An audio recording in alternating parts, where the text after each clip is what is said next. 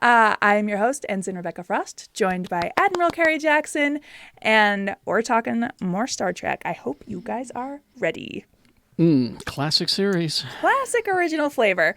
This episode, we're going to be talking about the following episodes from Season 1, Return of the Archons, Space Seed, A Taste of Armageddon, This Side of Paradise, and The Devil in the Dark. This is a string of really cool episodes and some wackadoo ones. I kind of like them all. Yeah. To me, we're in a good run here in the first season. You know, the last 5 that we did, and then these. Yeah, this first episode, The Return of the Archons, Yes. Seeking the answer to a century-old mystery, Kirk and the crew encounter a vacantly peaceful society under a 6,000-year autocratic rule that kills all those it can't absorb. This one, the way I have titled this one as to help me remember which one it is, it's the one where they go to the Purge planet. Purge planet. Yeah, because Here we go. When you're not of the body. They get to this planet and a very peaceful. I had a minor complaint about this episode, which was, of course, because they are reusing sets. Of course, the costumes that they are wearing does not match the exterior of the buildings. Yeah, the building is again, it's that backlot where they did, the Andy Griffith show and all of that stuff. But the costumes are definitely what era would you label them? So they've got like these 1800, like late 1800s style clothing, and the pavement that they are on. Yeah, paved streets, but no cars. Yeah, just regular sidewalks as we know them today. Mm-hmm. And attack the body. For whatever reason, that just took me right out of it. I'm sorry. This episode also talks a lot about the dangers of AI. Another timely. These episodes are just all very timely, and they're the arc. Is it the Archons that are doing the absorbing? Well, let me find out here. You have heard the word and disobeyed. You will be absorbed. Oh, the man's name is, they've said it 80,000. You Landru. will be absorbed. They said it 80,000 times. Landru is gentle. Yeah, the whole purpose of this planet is be good or else. And he's absorbing people into this like positive way of living. It's a theme that will reoccur throughout the show. Basically, because science fiction at the time was it was kill your gods is basically at the time. There I go. Yeah. It's kill your gods, and so they come to a planet and there's this god, and say what you will. They seem okay with it. I would have a problem with it right away, especially when the Red Hour is approaching, and the festival, which Purge night, and they're all talking about the festival. And Kirk's like, "Oh, we're good. We're gonna pass." And the one guy's like, "You're gonna skip Purge night." Right. I thought that's why you were here, was for the festival. Oh God. Yeah, and then it turns out it's a computer, and the computer can't handle like any conflict or objectivity. It's just not part of like the process. Again, I'm a woman. I didn't quite get it. Well, it's like any religion, really. You follow the rules or be cast out. Well, and some really good some stuff where they go to destroy the big gods, and one of the guys is like, "Oh, actually, never mind. I don't want this. I'm good. This is fine." And that's a very human and normal reaction, I think. We're like, "Oh no, you know what? Honestly, things are good, and we don't have to mess with that. That's okay." And Kirk's like, "No, y'all." It's very much a human emotion, fearing change. Yeah. But let's talk about the festival for a minute, shall we? I couldn't quite tell what the purpose of the festival was, other than to I don't know, was there, you're destroying the place you live. Yeah. And apparently it goes from 6 p.m. to 6 a.m. Yeah. If I understood that correctly. Because I'm just going to go by purge rules, right? Because Okay. society does great, right? But we're animals and we've got violent tendencies. And so we just need one day, one night to get all of that out of our system, to get all of our jimmies out. And then they're like, okay, now back to normal. But here's the thing is that the people know what the purge is, or the festival is. Mm-hmm. But that guy sent his daughter out into it. Yeah. And and she comes back, she's probably been assaulted, I mean, and it's just like, well, I'm sorry, that's just the festival, you'll have to. That's just the festival. Oh, God, and gross. And me standing in Kirk's shoes, I'm like, yeah, this has got to go. This is bad. I don't care if it is your God. This is bad. Yeah. This episode, it was not one of my favorites. Like we mentioned in the last episode, Ben Stiller named his production company Red Hour after this episode. And another fun piece of trivia I found, all of the regulars on the show were quitting smoking at the same time, so many chewed gum instead. Director Joseph Pevney was becoming increasingly upset because he had to cut to remind the cast not to chew gum during the shoots. As a prank for a large scene, William Shatner went around handing out bubblegum to the cast, crew, and around 60 to 80 extras, and had everyone blow a bubble right after the director hollered action. Sid Haig reported the director almost passed out. You attack the body. I would have died. I would have... I can handle a good prank, but if I was stressed about making a Star Trek show and everybody did this at once, I would do a purge. Do my own purge. But this is, like I said, this is a theme that will reoccur in episodes down the road. Yeah, I don't want to talk about this episode anymore. But I do want to talk about Space Seed, another cornerstone episode. Oh, please. While on patrol in deep space, Captain Kirk and his crew find and revive a genetically engineered world conqueror and his compatriots from Earth's 20th century. Now, I learned a lot from this episode about the eugenics wars of the 90s. I don't remember anything about those wars, but again, I was very young. Exactly. And I knew Khan. This is also the episode that introduces Khan, Ricardo Montalban. I love him. Yes. He's great in this. I hope you paid attention to all the eugenics war stuff, because that's coming back in Strange New Worlds with our character who is Una. related to Khan somehow. Or in-law. Yeah. Carrie, I'm telling you, today's Strange New Worlds. I know we're banking these episodes, so I'm talking about episode 2 of season 2 of Strange New Worlds a lot. But I learned so much within the last couple of days about the eugenics wars in Khan.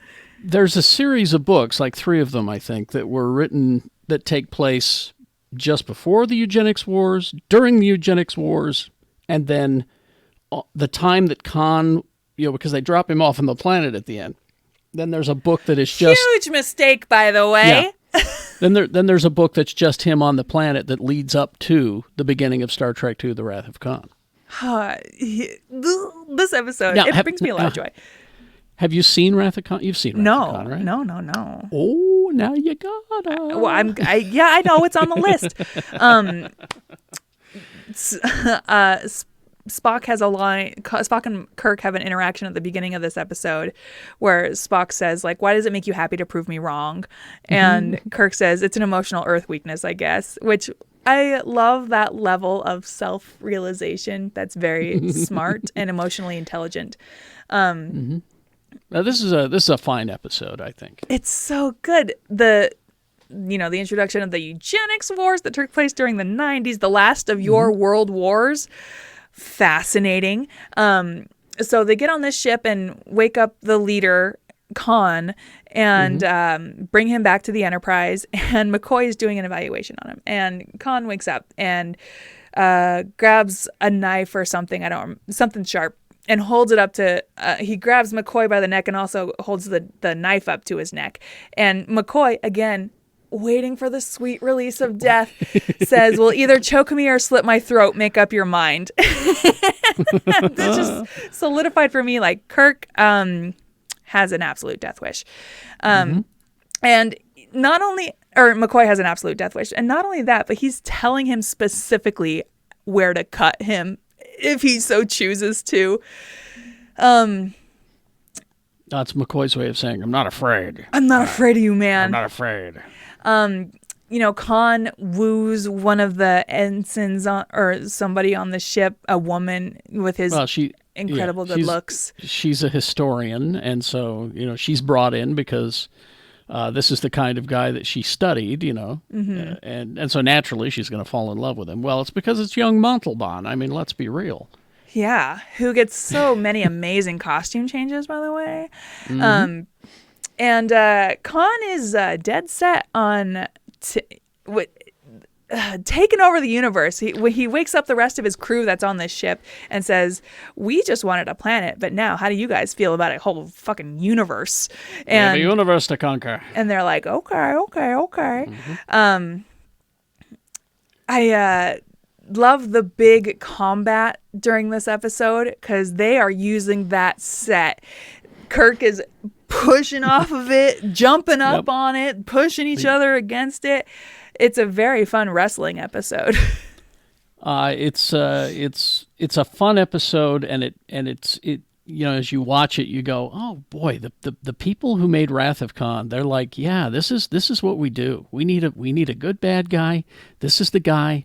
Let's get him back, and let's let him chew the scenery with Shatner, because that's what they're both doing is just they're trying to out each other. Yeah. And it's just such a fine little episode that you thought that was it, And he manages to conquer Khan at the end, and they drop him off on the planet. And you think, that's it. And he even says at the end of the episode, it'll be fascinating, Spock, to come back in a few years to see what kind of world has been built. So I know what happens in Wrath of Khan. I made a little, the Always Sunny in Philadelphia title card that drops after their cold open. I took that line, well, it'll be interesting to see what happens with the space seed, and then cut to that title card, Khan kills Spock. Oops, spoiler alert. But I also really like that they're like, hey, McGivers, do you just want to go with this guy? And she's like, yes, please. Yes, he's hot.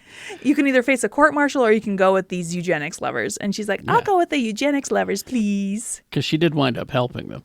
The little, the annoying fan, he has a problem with Wrath of Khan and this episode because, as you can clearly see, Chekhov is not in this episode. But at the beginning of Wrath of Khan knows who Chekhov is by name.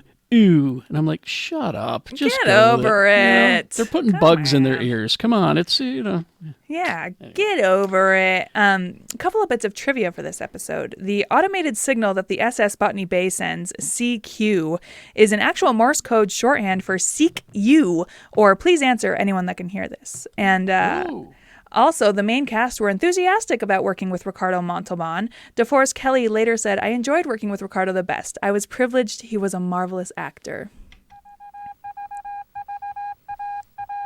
There's the signal. Anyway. Our next episode, A Taste of Armageddon. Kirk and Spock must save their ship's crew when they are declared all killed in action in a bizarre computer-simulated war where actual deaths must nevertheless occur. I super hated this episode, the Ender's Game episode of it all. Because these two societies are fighting this war virtually over computers. And so they'll get a hit and they'll be like, oh, this section was hit. And all of the people in that area go to like suicide booths and kill themselves.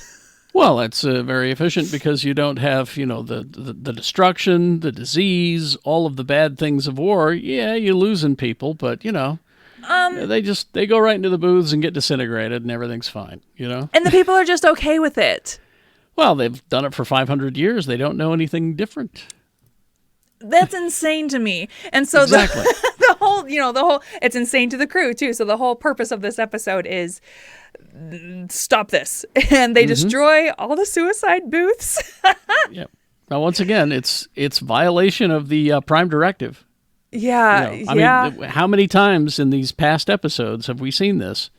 Return of the Archons is one, Yeah, I did have a moment. Yeah. I had a moment of, should they be interfering with this, or is this? Oh, yeah. One of my notes is, what a woke war, because it's not even in person.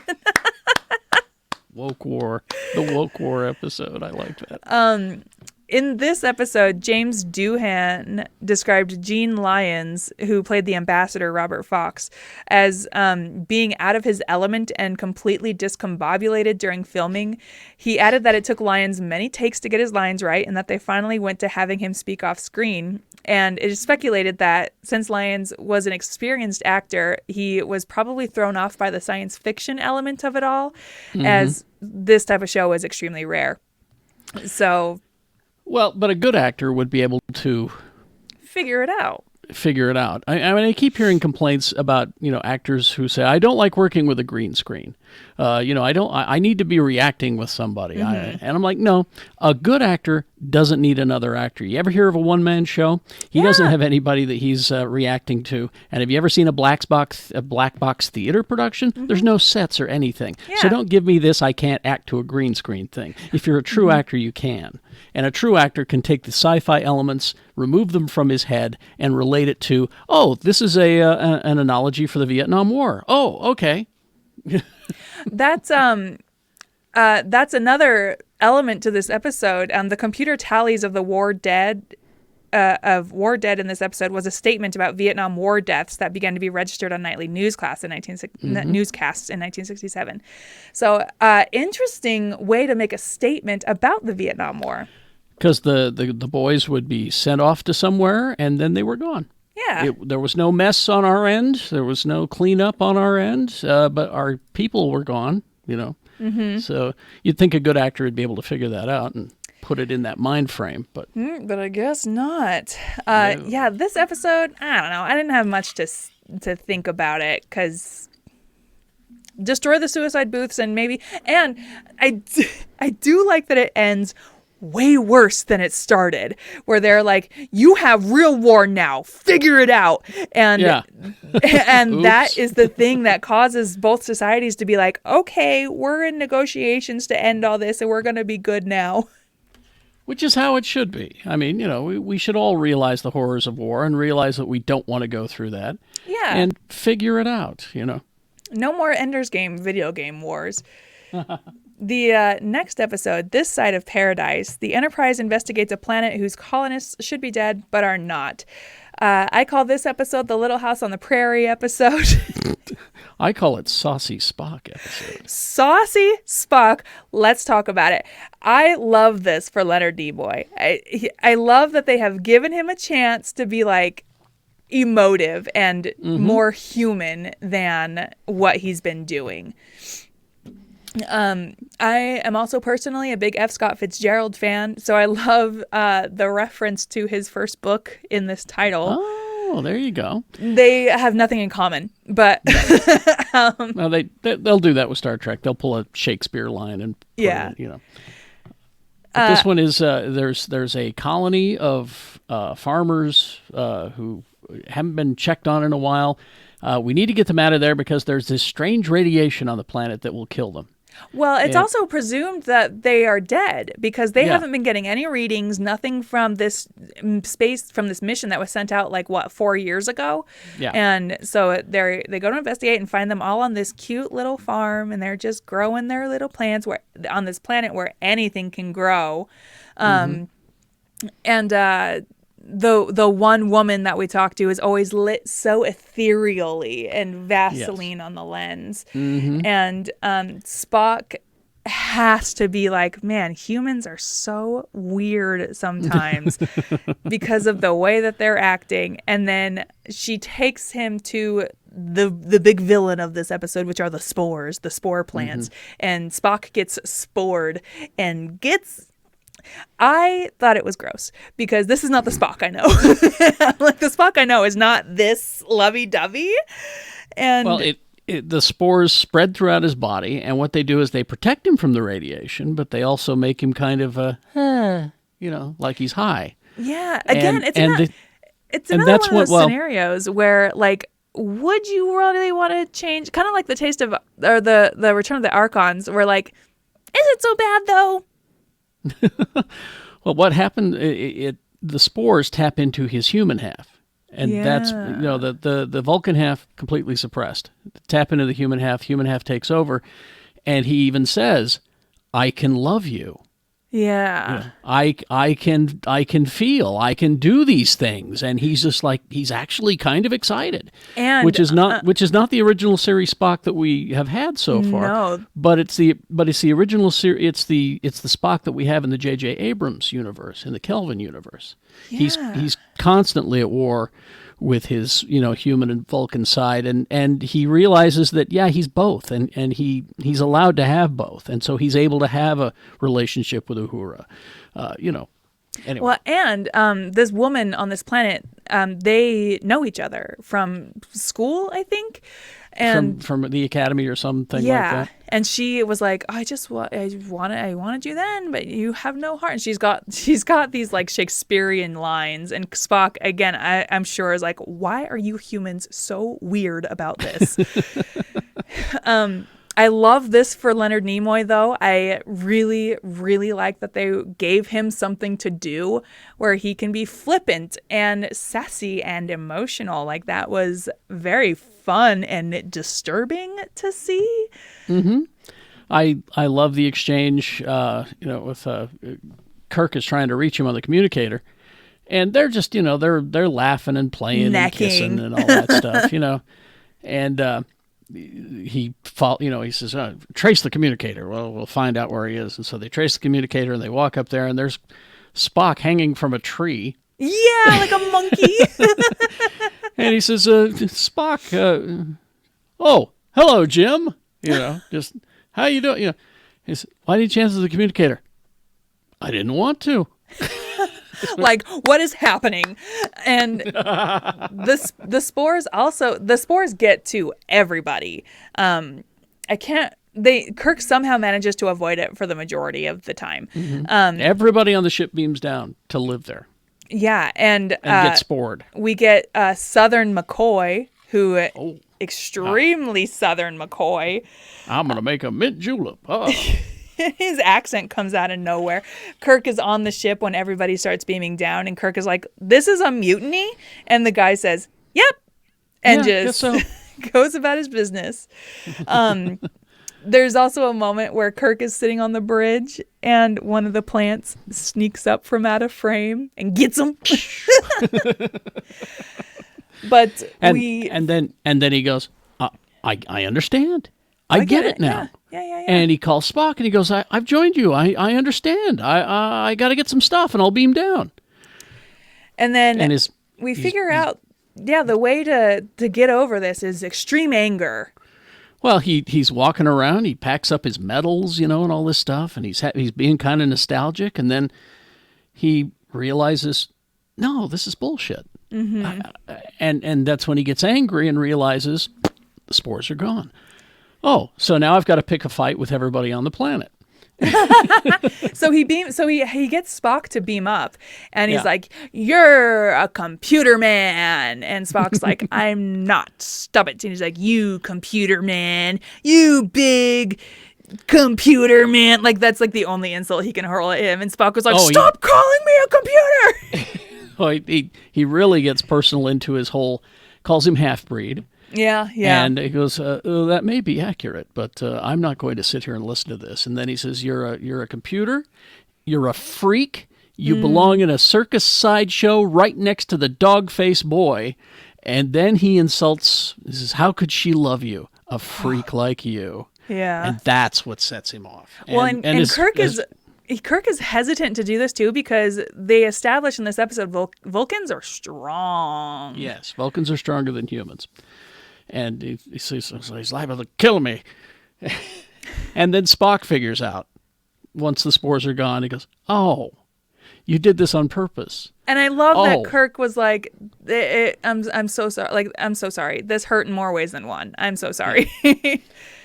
And so then, now that Spock's figured it out, he puts back on his uniform instead of the green, jumpsuit that he got at the. They've the all got these IFA. matching green jumpsuits. His IFA working Boiler on the suit. farm Yeah. outfit. Yeah.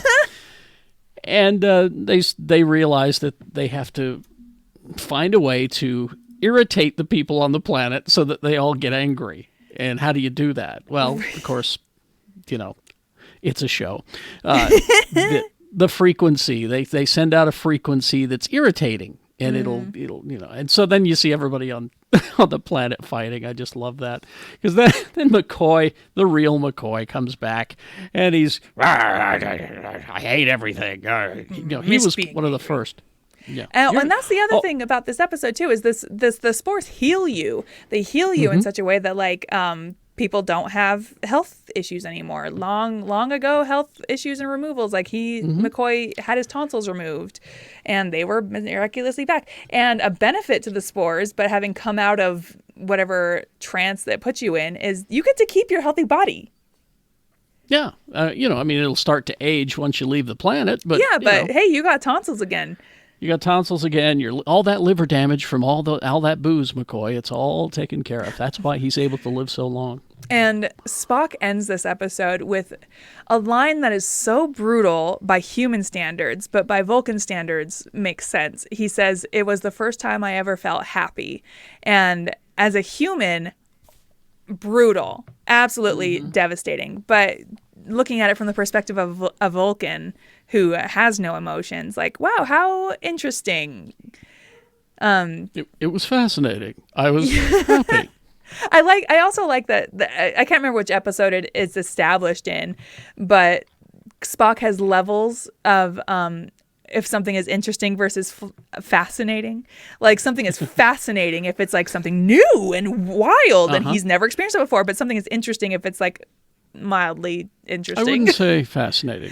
Yeah. I would say interesting. Yeah, so I don't know, this Little House on the Prairie episode, I thought you'd like fun. it. It was fine. I thought you'd like it because sassy Spock, but I do like a sassy Spock, but I also was so put off by emotional lovey-dovey Spock that I was like, ew,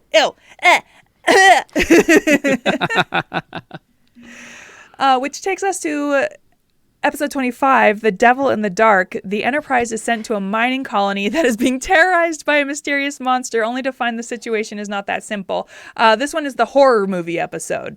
yes, Which starts out very much like a horror movie, and I love to see it. there's a monster down there, And this is another extremely timely episode, because they are running out of oxygen. much like the Titan was presumed to be. This is the problem that people have with this episode is that if you can just get past the bad monster costume, which is it's a cheese pizza carpet. That they throw over a person, and that person has to crawl around on the ground and everything. If you can get past that, don't think about the fact that it's a guy under a carpet. Yeah. It's a good episode if you don't think about it. If you're focused on that, you're not going to enjoy the episode, because it's got some great twists and turns and some, This whole episode was written specifically around this costume. Janos Prohaska, the creator of the Horta costume, actually wore it into Gene L. Kuhn's office as if to say, "Look what I designed." Kuhn said, "That's great. What is it?" And he said, "I don't know. It can be whatever you want." And Kuhn said, "I will write a script around it." And he wrote this episode in 4 days so that the costume could be used. Wow. Crazy. Absolute crazy I didn't stuff. know that. That's great. Well, now you know. This is also, the real moral of this episode is we were the monsters the whole time.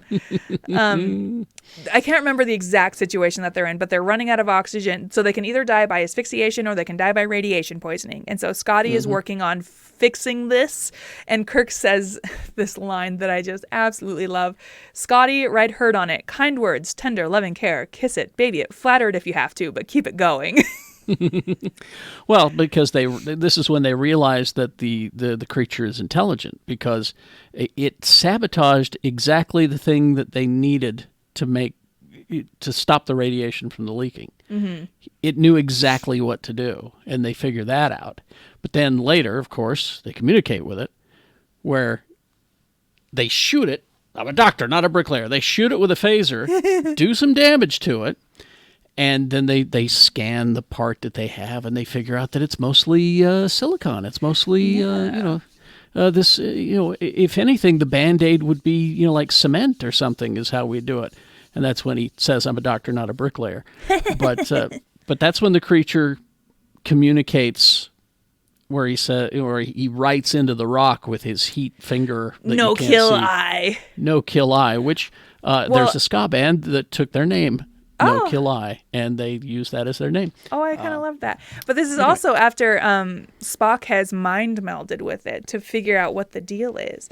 And we learn that these balls that they are like collecting and destroying it's children, it's babies, and the Horda's eggs, yes. It's mad. And so of course it's going to go on a revenge spree. It's like every 1,000 years or something like that, the entire species dies out except for one. And it is in charge of laying all the eggs to create a new race of these creatures. And that's why it's been killing the miners. Miners are down there trying to, get all the valuable stuff out of the ground. It's killing the miners because the miners were just destroying her eggs. And so, just willy-nilly. Yeah. Yeah, we were the monsters the whole time. My notes specifically are, ew, what the F is that? And then making me feel bad for this thing. What's a Horda you? And this is we were the monsters the whole time. Yes. So Spock mind melds with this monster 3 times, and afterwards, when the whole story is wrapped up, Spock mentions that the Horda was really fascinated by his ears. And Kirk is like, did it have anything to say about me? And Spock's like, no. And Kirk is like butthurt that the monster didn't find him attractive. I would have had sex with a Horda. I would have repopulated their species. If only it found me attractive, but whatever. But the Horda, it goes through stone like we walk through air. It just, so it makes tunnels. And that's why at the end, when the eggs hatch, it says the little devils are just, digging all kinds, and we're finding all kinds of different, uranium and all kinds of valuable minerals, and we're finding it a lot faster thanks to their help. So everybody's happy. Yeah, that's, again, I know I mentioned it previously, but that's what I love about Star Trek is all the episodes have a happy ending. Like we got this figure. Everyone's going to walk away happy from this. Yeah. Kirk, I don't remember the exact line, but Kirk says something to Spock along the lines of, "You're turning more and more human every day." And Spock goes, "How dare you insult me in Captain, such a way?" I see no reason to stand here and be insulted.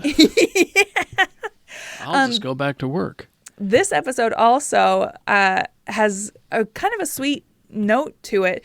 William Shatner identified this as his favorite episode because his father died during filming, and Leonard Nimoy's delivery of the mind meld lines made him laugh. He thought it was exciting, thought-provoking, and intelligent. It contained all the ingredients that made up our very best Star Treks. Well, and Nimoy's performances, he's channeling Shatner with the mind meld. He certainly Pain! Pain! Murder! Murderers! Yeah, he does a very good job. Well,